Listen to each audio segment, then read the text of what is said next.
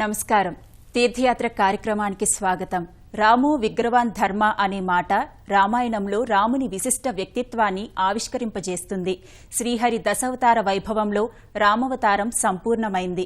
మనిషిగా అవతరించిన రాఘవుడు మహనీయుడిగా, కారణజన్ముడిగా తన అవతార పరంపరకు సార్థకత చేకూర్చాడు.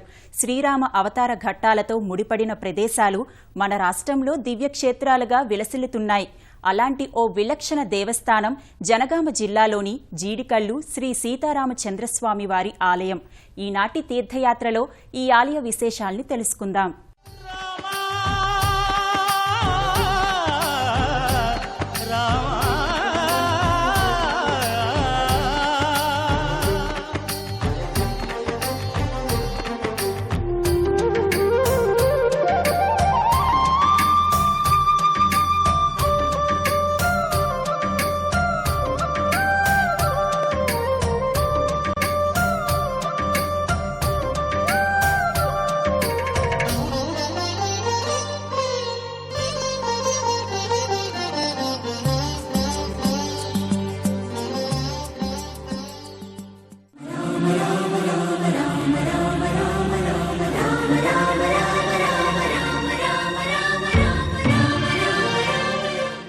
శ్రీమద్ రామాయణ గాథను మరో మలుపు తిప్పిన వృత్తాంతం మారీచ సంహారం. రావణ ఆదేశం మేరకు మారీచుడు బంగారు లేడిగా మారి సీతారాముల వనంలో కొలువుదీరిన ప్రదేశానికి చేరుకుని లోకపావని సీతమ్మ దృష్టిని ఆకర్షిస్తాడు. ఆ లేడిని పట్టితెమ్మని రాముణ్ణి సీత కోరుతుంది. ఆ మాయలేడి కోసం రాముడు దాని వెంట పరిగెడతాడు. సరిగ్గా ఓ ప్రదేశంలో మాయలేడి రూపంలో ఉన్న మారీచుడు రాముని బాణానికి చిక్కుతాడు. హే సీత, హే లక్ష్మణ అంటూ నేలకొరుగుతాడు.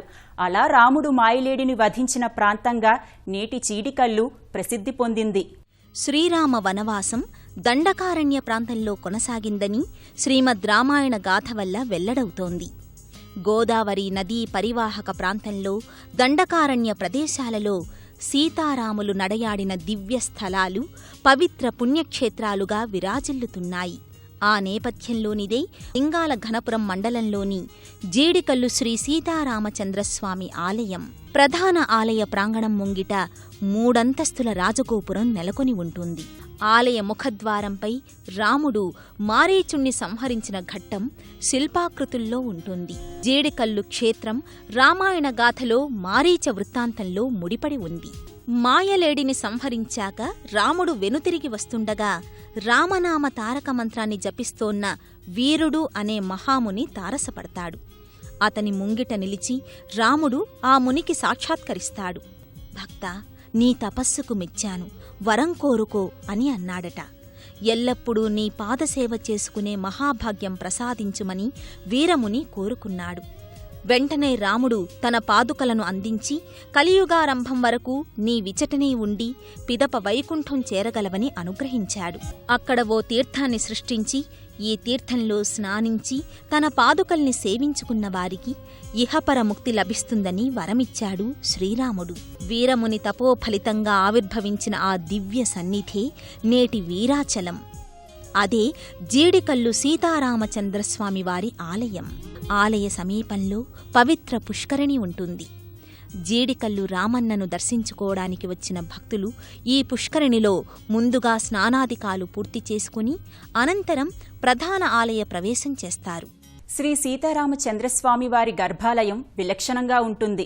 గర్భాలయం మధ్యలో అలనాడు రాముడు సృష్టించిన జలగుండం ఉంటుంది.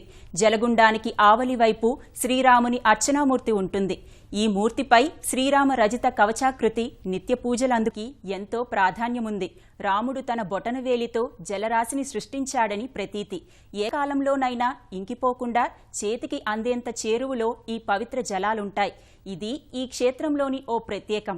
పద్మాసన స్థితిలో ఉన్న శ్రీరామ విగ్రహం ముందున్న జలగుండం పవిత్ర జలాలతో ఎప్పుడూ కళకళలాడుతుంటుంది. స్వామికి నిత్యం ఈ జలాలతోనే అభిషేకిస్తారు. ఆ అభిషేక జలం బయటకు వెళ్లదు. మళ్లీ నేరుగా ఈ గుండంలోకే అంతర్వాహినిగా ప్రవహించడం విశేషం. ఈ గుండానికి క్షీరగుండం అని పేరు. ఈ జలం ఎల్లప్పుడూ తెల్లటి వర్ణంలో భాసిల్లుతుంటాయి. ఈ పావన జలాలను తమ శిరస్సుపై చల్లుకొని భక్తులు పునీతులమయ్యామని భావిస్తారు. అందుకే దీనికి మోక్షగుండం అనే పేరు కూడా ఉంది. ఇక సాక్షాత్తు శ్రీరాముడు సృష్టించిన గుండం కాబట్టి ఇది రామగుండం అయ్యింది.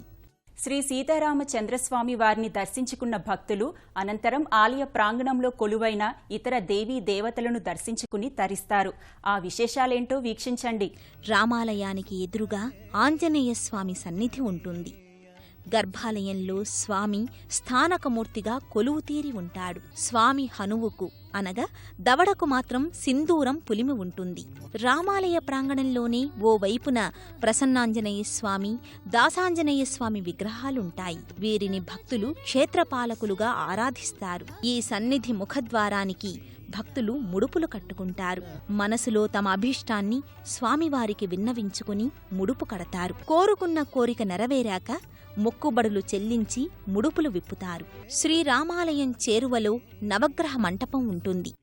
విశ్వేశ్వరాయ నరకాంతకతారణాయ కర్ణామృతాయ శశిశేఖరధారణాయ కర్పూరకాంతిధవళాయ జటాధరాయ దారిద్ర్య దుఃఖదహనాయ నమః శివాయ. ఇక్కడికి సమీపంలో ఉన్న ఓ గుట్టపై రామేశ్వరాలయం నెలకొని ఉంటుంది. గర్భాలయంలో గుండం లోపల శివలింగాకృతి ఉండటం ఇక్కడి విశేషం. ఈ లింగమూర్తి వెనుక వైపు సింధూరం పులిమిన మరో శివలింగం ఉంటుంది. ఎదురుగా నందీశ్వరుడుంటాడు. జ్యోతిర్మయాయ గుణనామ సురుచ్యకాయ ఆలయ ముఖమంటపంలో సర్వకామ్య సిద్ధిప్రద సాక్షి గణపతి సింధూరవర్ణ శోభితంగా విరాజిల్లుతూ ఉంటాడు. జీడికల్లు శ్రీ సీతారామచంద్రస్వామి దేవాలయంలో నూతన వాహన పూజలు, పుట్టు వెంట్రుకలు, బాలసారే, అక్షరాభ్యాసం, అన్నప్రాసన వంటి శుభకార్యాలను భక్తులు నిర్వహించుకుని శ్రీరామ కృపకు పాత్రులవుతుంటారు. జీడికంటి రామన్న భక్తులెందరికో ఆరాధ్య దైవం, ఇలవేల్పు. ఆదుకో రామన్న అంటూ భక్తులు రాముని ముంగిట సాగిలపడతారు. భక్త సులభుడైన రాఘవుడు భక్తుల్ని ఇట్టే అనుగ్రహిస్తాడని ప్రతీతి. కార్తీక మాసంలో పౌర్ణమి నుంచి అమావాస్య వరకు జీడికల్లు క్షేత్రంలో 15 రోజుల పాటు జాతరను నిర్వహిస్తారు. ఈ జాతరకు జీడికంటి పున్నమి జాతర అని పేరు. అలాగే ఈ క్షేత్రానికి సంబంధించి మరో ప్రత్యేకత ఉంది. సాధారణంగా ఏ రామాలయంలోనైనా ప్రతి సంవత్సరం శ్రీరామనవమి రోజు మాత్రమే కళ్యాణోత్సవాన్ని నిర్వహిస్తారు. అయితే జీడికల్లులో మాత్రం ఏడాదికి 2 సార్లు కళ్యాణ వేడుకను గమనీయంగా జరుపుతారు. మొదటి కళ్యాణాన్ని చైత్రశుద్ధ నవమి అనగా శ్రీరామనవమి నాడు, కార్తీక మాసంలో పంచాహ్నిగా జరిగే బ్రహ్మోత్సవాల చివరి రోజున అనగా పౌర్ణమి నుంచి అమావాస్య తిథుల మధ్య వచ్చే పునర్వసు నక్షత్రం నాడున రెండోసారి కళ్యాణ వేడుకను నిర్వహిస్తారు.